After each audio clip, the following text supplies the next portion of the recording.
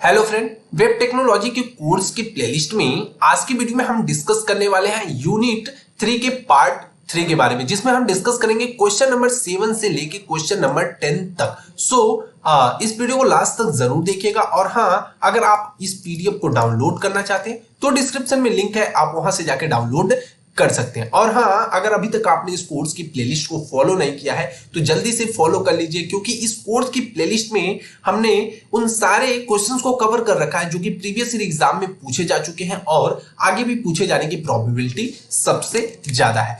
अगर बात करें क्वेश्चन नंबर 7 के बारे में, तो कह रहा है कि explain the concept of URL and IP address, and कह रहा है कि how is an IP address assign to a host. ठीक है, टू द होस्ट को आईपी एड्रेस किस तरह से असाइन होती है, और कह रहा है कि क्या कॉन्सेप्ट है यूआरएल और आईपी एड्रेस का। तो सबसे पहले देखते हैं कि यूआरएल क्या होता है। तो यूआरएल का फुल फॉर्म होता है यूनिफॉर्म रिसोर्स लोकेटर। ठीक है, यूआरएल क्या होता है, जो कि आप वेब ब्राउजर में कोई भी चीज, मतलब आपने गूगल ओपन किया, ठीक है, सर्च बार है, ठीक है, सर्च बार में आप जो भी चीजें लिख के सर्च करते हैं, उसके बाद जो ऊपर आता है ना यहाँ पे HTTPS, ठीक है, /, उसके बाद जो भी चीजें लिखी होती है उसको हम यूआरएल बोलते हैं। ये क्या होता है कि एक स्ट्रिंग ऑफ कैरेक्टर होता है जो आइडेंटिफाई करता है किसी भी वेब रिसोर्स को, यानी भी किसी वेबसाइट को आइडेंटिफाई करने का काम करता है। सच है, जो वेब पेज हो गया, इमेज हो गया, वीडियो हो गया, ठीक है, प्रोवाइड वे बहुत तरीके हो सकते हैं इनको प्रोवाइड करने को ओवर द इंटरनेट। ठीक है, किसी भी तरह किसी चीज का भी यूआरएल हो सकता है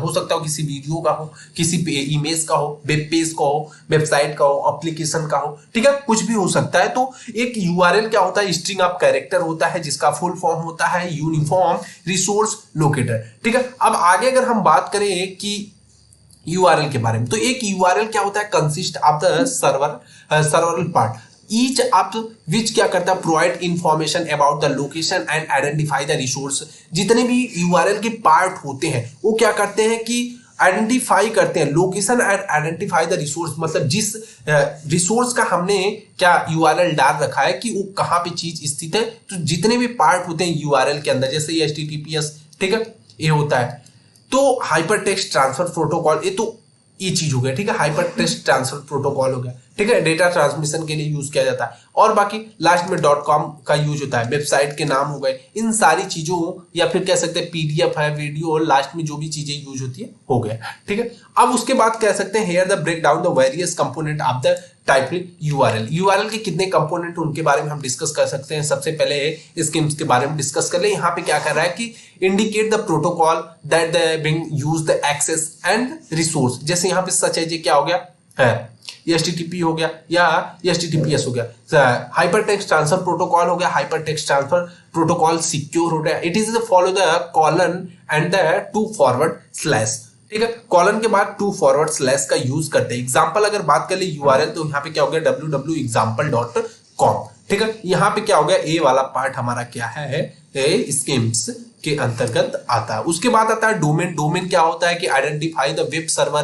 ठीक है, आइडेंटिफाई करता है वेब सर्वर कौन सा है, where is the resource is located, resource कहां पर स्थित है। जैसे डोमेन की बात करें तो यहाँ पे पूरा डोमेन नेम इज, यहाँ पे क्या होगा, www.example.com। ये वाला पार्ट टोटल डोमेन के अंतर्गत आता है। अब पाथ की बात कर ले, ठीक है, अब पाथ क्या होता है, ठीक है, जो पाथ होता है the location of the resource on the server. ठीक है, जो लोकेशन होता है मतलब कि सर्वर के ऊपर वो हमारा रिसोर्स कहाँ पे स्टोर है, उस चीज को डिफाइन करता है path. It is may include one और मोर सब डायरेक्टरीज। ठीक है, इसमें इंक्लूड हो सकती हैं एक या तो उससे ज्यादा सब directory as well as the name of the resource file. जैसे यहाँ पे क्या हो गया कि हाइपर टेक्स्ट, यहाँ पर तक तो हमारा क्या हो गया, डोमेन हो गया। ठीक है, उसके बाद जो प्रोडक्ट हो गया, उसके बाद वेटेज, मतलब ठीक है, HTML हो गया, ये वाला क्या हमारा ये पाथ कहलाता है। उसके बाद क्वेरी स्ट्रिंग हो गई। क्वेरी स्ट्रिंग की बात अगर हम करें तो क्वेरी स्ट्रिंग क्या होती है, a query string is a set of parameters that are append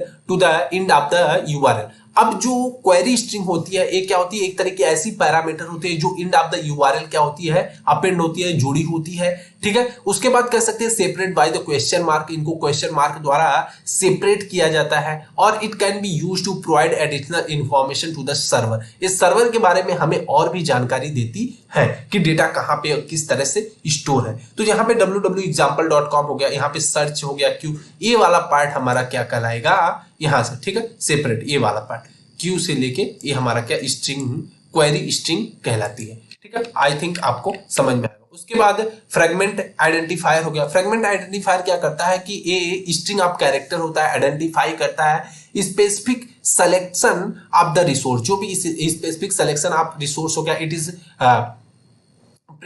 by the hash function. इसको क्या करते हैं, हैश फंक्शन द्वारा सेपरेट करते हैं। यहाँ पे क्या हो गया, अबाउट हो गया, हैश फंक्शन क्या हो गया, हिस्टोरी के बारे में बताएगा फ्रेगमेंट सेक्शन। अब आगे बात आती है आईपी एड्रेस। तो आईपी एड्रेस क्या होता है कि एक यूनिक आइडेंटिफायर होता है जिसके द्वारा हम क्या कर सकते हैं, किसी भी अदर डिवाइस से कम्युनिकेट करते हैं या अदर करते हैं तो उसको एक खुद की आईपी एड्रेस होता है। मतलब कह सकते हैं किसी भी डिवाइस की, ठीक है, एक खुद की पहचान होना। ठीक है, इंटरनेट पहचान होना, ये क्या होता है, आईपी एड्रेस। ठीक है, इंटरनेट प्रोटोकॉल के नाम से इसको जाना जाता है, यूनिक आइडेंटिफाई। जैसे आपके घर की लोकेशन कुछ है, ठीक है, आपके घर की कुछ लोकेशन है, एक यूनिक लोकेशन है, आपका एक यूनिक लोकेशन है। ठीक है, तो वही चीज क्या होता है, हर एक कंप्यूटर सिस्टम, फोन का हो गया, ठीक है, उनकी एक यूनिक पहचान होती है ओवर द इंटरनेट। तो उसी को हम क्या बोलते हैं, आईपी एड्रेस, जो कि पहचान होती है। It work like the telephone number और द स्ट्रीट एड्रेस हो गया। ठीक है, जैसे टेलीफोन नंबर हर एक पर्सन का एक यूनिक टेलीफोन नंबर होता है, उसी तरह से हर एक कंप्यूटर सिस्टम का एक यूनिक आईपी एड्रेस होता है। अब अगर हम बात करें जो आईपी एड्रेस होता है वो कितने पार्ट में होते हैं, तो जनरली 2 पार्ट्स में होते हैं। ठीक है, एक IPv4 एड्रेस होता है, ठीक है, दूसरा क्या होता है, IPv6 एड्रेसेस होता है। तो जो 4 एड्रेसेस होता है 32 बिट नंबर्स होते हैं इसमें। ठीक है, are 32 bit numbers and the express in the dotted decimal notation. ठीक है, इसको क्या करते हैं, डॉटेड डेसिमल नंबर द्वारा क्या करते हैं, रिप्रेजेंट करने का काम करते हैं। Which is consist of the 4 set of the number separated by dot. इसमें 4 नंबर ऑफ सेट्स क्या होते हैं, 4 नंबर ऑफ सेट सेपरेट होते हैं। ठीक है, तो इस तरह से कर सकते हैं, एग्जाम्पल कर सकते हैं, माइट लुक लाइक दिस। इस तरह से कुछ आईपी एड्रेस शो होता है। ठीक है, आगे अगर हम बात करें IPv6 एड्रेस के बारे में, तो ये क्या कर रहा है कि ये 180 बिट नंबर्स होते हैं। ठीक है, यहाँ पे उसके बाद and are express in the hexadecimal notation. ठीक है, ये क्या करता है, हेक्साडेसिमल नोटेशन को रिप्रेजेंट करता है, which can the 8 set of 4 hexadecimal. यहाँ पे 8 सेट बनते हैं 4 हेक्साडेसिमल डिजिट के सेपरेट बाय कॉलन, उनको कॉलन द्वारा हम सेपरेट कर लेते हैं। ठीक है, इसके बारे में उसके बाद कर रहा है कि IP address are assign the internet. ठीक है, assign by internet service provider, ISP द्वारा इसको क्या किया जाता है, असाइन किया जाता है। आर नेटवर्क और या कह सकते हैं नेटवर्क एडमिनिस्ट्रेटर द्वारा भी इसको असाइन किया जाता है। ठीक है, and are use to various purpose including. ठीक है, सबसे पहले इसका यूज, आईपी एड्रेस को यूज करने की क्या क्या पर्पस है। पहले क्या हो जाएगा, routing data between the device and the network. ठीक है, जो राउटिंग डेटा होता है बिटवीन जो भी नेटवर्क डिवाइस होती है उसके बीच में काम करना। आइडेंटिफाई करता है location of the device of the network, जो भी नेटवर्क से जुड़ी डिवाइस है उस डिवाइस की लोकेशन क्या है उसको फाइंड आउट करना। ठीक है, उसके बाद क्या कर रहा है कि प्रोवाइड करता है security bye allowing the device filter हो गया, ब्लॉक ट्रैफिक हो गया based on the source destination IP address. क्या मतलब, एक तरह से कह सकते हैं आपके सिस्टम को एक सिक्योरिटी भी प्रोवाइड करने का काम करता है आईपी एड्रेस। उसके बाद इनेबलिंग करता है remote access to the device over the internet such as a through remote desktop VPN connection. ठीक है, वीपीएन का नाम तो आप सुने ही होंगे। तो इन सारी चीजों को इनेबल करने का काम करता है जो आईपी एड्रेसेस होता है assign by the internet service provider के द्वारा। उसके बाद कह रहा है कि an IP address assign to the host. अब अगर एक आईपी एड्रेस को होस्ट को असाइन करना, कैसे एक होस्ट असाइन करता है, there are the server way to the IP address can be assign to a host. ये बहुत तरीके होते हैं। तो सबसे पहले अगर हम देखें DHCP होता है। ठीक है, DHCP का full form dynamic host configuration protocol होता है, जहां पे क्या होगा कि जैसे DHCP की बात करें तो this is a most common method for assign IP address on a network. अब क्या कर रहा है कि एक बहुत ही कॉमन वे है जिसके हेल्प से हम क्या करते हैं, किसी भी नेटवर्क को, ठीक है, किसी भी नेटवर्क को क्या करते हैं, किसी भी नेटवर्क को असाइन करते हैं IP address on a network. किसी भी नेटवर्क को एक आईपी एड्रेस को असाइन कर देते हैं। जो DHCP है यानी डायनेमिक होस्ट कॉन्फ़िगरेशन प्रोटोकॉल है, is a network protocol that automatically assign IP address to the host. एक आईपी एड्रेस से होस्ट को असाइन हो जाता है ऑटोमेटिक तरीके से, ठीक है। व्हेन होस्ट जब क्या करता है हमारा होस्ट कनेक्ट होता है टू द नेटवर्क के साथ कनेक्ट होता है, it send a request to the DTS server, ठीक है। क्या कहता है कि एक dynamic host configuration protocol network को सर्वर को एक रिस्पॉन्स भेजता है, विच एक रिक्वेस्ट भेजता है, ठीक है। उसके बाद which response with the available IP address from it pool. उसके बाद कह रहा है कि DHCP server also provides additional configuration information such as subnet marks हो गया, डिफॉल्ट गेटवे हो गया और डीएनएस सर्वर, इन सारी चीजों को प्रोवाइड करने का काम करता है। उसके बाद स्टैटिक आईपी एड्रेस के बारे में अगर हम बात करें तो एक स्टैटिक आईपी एड्रेस क्या करता है कि जो static IP address is assign to a host, एक होस्ट को असाइन होता है manually either by an administrator और बाय द यूजर, ठीक है। तो ये क्या करता है कि मैनुअली होता है आइदर, या तो कह सकते हैं एडमिनिस्ट्रेटर और या यूजर द्वारा कर सकते हैं। In the method the network administrator क्या करता है कि इस नेटवर्क में जो नेटवर्क एडमिनिस्ट्रेटर जो क्या करता है आईपी एड्रेस को होस्ट करता है या फिर कह सकते हैं असाइन करने का काम करता है to a specific address to the host and host is a configure कर रहा है यूज दैट आईपी एड्रेस, ठीक है। मतलब इस आईपी एड्रेस का कौन यूज कर रहा है, ये एक तरह का ऐसा मेथड है जो लेस कॉमन है किससे, डीएचसीपी से, but is some time used for the server and the device of the required fix IP address को फिक्स करने के लिए यूज किया जाता है। तीसरा मेथड हमारा हो गया ऑटोमेटिक प्राइवेट आईपी एड्रेसिंग हो गया, एपीआईपीए, ठीक है। इसका फुल फॉर्म हो गया एपीआईपीए या ऑटोमेटिक प्राइवेट आईपी एड्रेसिंग हो गया। ये क्या करता है कि इट विल ऑटोमेटिकली असाइन, ठीक है। ये होता है ऑटोमेटिक असाइन हो जाता है itself an IP address to the range आप, अगर इसके रेंज में आता है नेटवर्क तो उसको क्या होगा, ऑटोमेटिक आईपी एड्रेस असाइन हो जाता है। This is known as an हो गया, ठीक है। वही चीज हो गया ऑटोमेटिक प्राइवेट आईपी एड्रेसिंग हो गया। और उसके बाद कर रहा है it's allow to the host communicate with other device, इसमें क्या कर रहा है होस्ट को अलाउ करता है कम्युनिकेट कर सकता है एक दूसरे डिवाइस के साथ ऑन द सब जो सेम सबनेट यूजिंग द इस एड्रेस पे होगा। ऑटोमेटिक प्राइवेट आईपी एड्रेसिंग पे सेम दोनों एड्रेस पे होंगे तो दूसरे डिवाइस से क्या करता है कम्युनिकेट कर सकता है। उसके बाद आता है ट्रिपल पी यानी पॉइंट टू पॉइंट प्रोटोकॉल होता है। पॉइंट टू पॉइंट प्रोटोकॉल की बात करें तो एक तरह का ऐसा एड्रेस होता है जो असाइन होता है host by the ISP using the triple P, यानी कह सकते हैं पॉइंट टू पॉइंट प्रोटोकॉल के हेल्प से। इन दिस मेथड कह सकते हैं कि इस मेथड के अंदर जो होस्ट होता है असाइन करता है N IP address by the ISP and DHCP server के हेल्प से थ्रू जो मैनेज करता है स्टैटिक असाइनमेंट हो गया, ठीक है,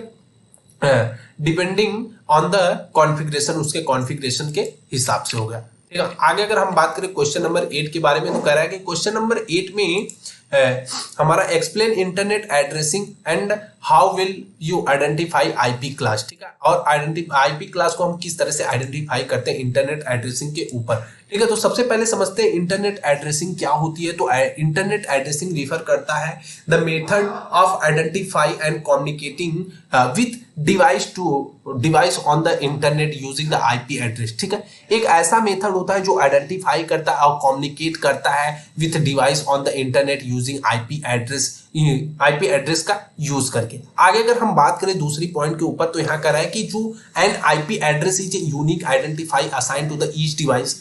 अब एक आईपी एड्रेस होता है एक यूनिक आइडेंटिफिकेशन होता है हर एक डिवाइस का, जो भी सिस्टम होते हैं जो भी डिवाइस होती है उनके एक यूनिक आइडेंटिफिकेशन होता है जिसको हम आईपी एड्रेस के नाम से जानते हैं। ऑन द इंटरनेट एक ओवर द इंटरनेट होता है, ओवर द इंटरनेट के ऊपर that is use internet protocol, जिसको जो क्या करते हैं इंटरनेट प्रोटोकॉल का यूज करते हैं फॉर द कम्युनिकेशन मतलब एक डिवाइस से दूसरे डिवाइस को कम्युनिकेट करने के लिए। IP address are divided into class based on the range and address of the include, ठीक है। अब क्लास बेस्ड के हिसाब से इनको डिवाइड किया गया। There are the 5 classes of the IP address A B C D and E होता है। जो आईपी एड्रेस के क्लासेस हैं, ठीक है, उनको 5 क्लासेस में डिवाइड किया गया है। अब सबसे पहले अगर हम देखते हैं कैसे इनको ब्रेक डाउन करते हैं नंबर ऑफ पार्ट्स के अंदर, ठीक है।